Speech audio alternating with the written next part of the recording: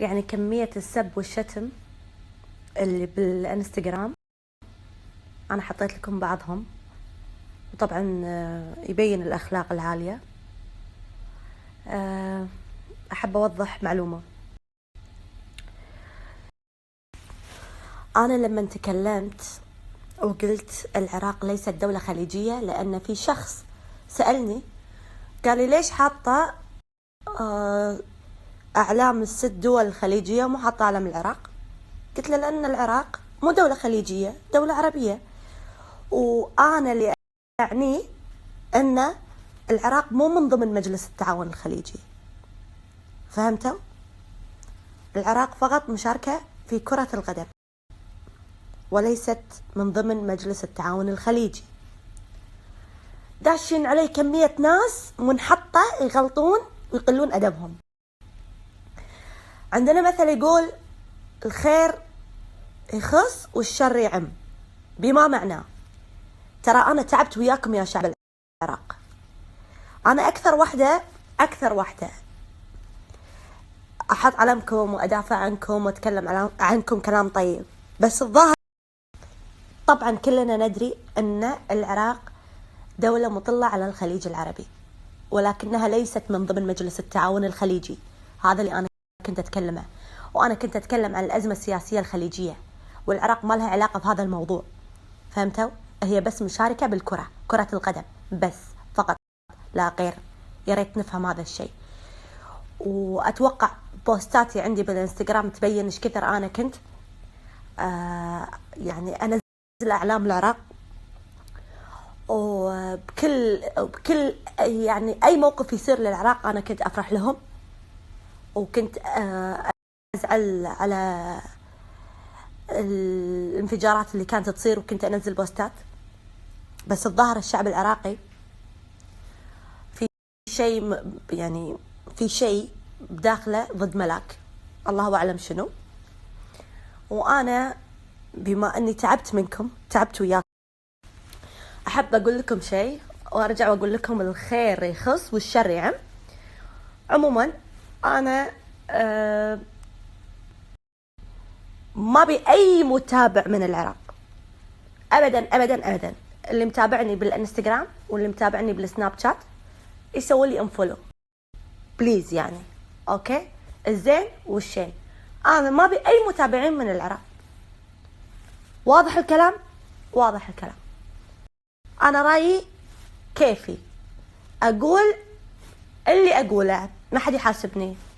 فهمت؟ ولا حد راح يقص رقبتي، ولا أبي أي متابع من العراق، وما يشرفني أصلا متابعين كذي يسبوني. أوكي؟ وصلت؟ أنتوا حديتوني لهذا الشيء، ويلا انقلعوا.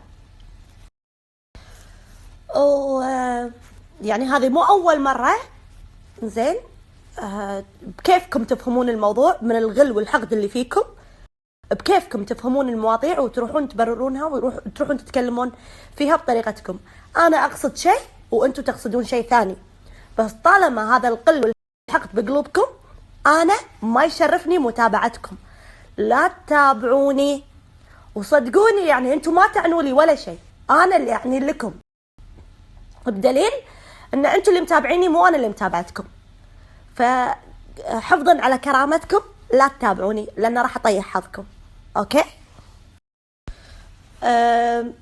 في ناس بيقولون ليش يا ملاك قاعدة تتكلمين بهالطريقة؟ أنا ما أعرف أقل أدبي على الناس المحترمة. الناس المحترمة أصير وياهم محترمة غصبا علي، بس في ناس مو محترمة وقليلة أدب ووقحة قاعد يسبون أهلي ويغلطون علي ويغلطون على أبوي المتوفي. فشيء طبيعي إني أنا بطيح حظهم، وشيء طبيعي بقول لهم الخليج تاج على راسكم كلكم، تاج على راسكم كلكم نفر نفر. فهمتوا؟ وتموتون ما تصيرون من الخليج، تموتون ما تصيرون من الخليج. ويلا ما يشرفني أبدا متابعتكم. ولا حد يجي يقول لي لا مو كل الناس مو زينة. لا لا، أنا الحين هذا ثالث موقف أو رابع موقف معاكم. بقول لكم الحين أنا ما يشرفني متابعتكم للمرة الألف. أقول لكم إيه، ما يشرفني متابعتكم، ما أتشرف تتابعوني، لا تتابعوني. اوكي؟ لا تتابعوني، صدقوني ما راح تاثرون ولا شيء، ولا 1% بحياتي، ولا 1% راح تاثرون بحياتي ابدا ابدا ابدا. فهمتوا؟ فيا ريت كل واحد يحفظ كرامته ويسوي لي انفولو. يلا باي. وتعرفون ليش انا قاعده اقول لكم سووا لي انفولو؟ لان ما اقدر امسك واحد واسوي له انفولو، لانه وايد عندي منافقين متابعيني. يعني الامام علي سلام الله عليه قال ارض الشقاق وارض النفاق. يعني انا شنو عند الامام علي؟ يعني ما اعرف شنو اقول. منافقين لدرجه ما شفت مثلها بحياتي. مع احترامي طبعا لبعض الاشخاص القله القليله، فانا ارض الشقاق والنفاق ما ابيهم يتابعوني. يعني يسبون الميت، يسبون امي اللي رايحه الحج 8 مرات والعمره، طبعا كل سنه تروح الحمد لله رب العالمين، ويسبون اهلي وهم ما يعرفونهم. يعني شعب غريب. زين، بس عشان انا ما اعور راسي اقول لكم يلا باي باي، مع السلامه، طلعوا من حياتي جميعكم، اطلعوا من حياتي جميعكم. يعني ناس تخلي الواحد يطلع من طوره ويطلع من اخلاقه. يعني قصب تخلون الواحد قليل ادب وبذيء، قصب. انا صوتي رايح، يعني مو ناقصتكم بعد والله.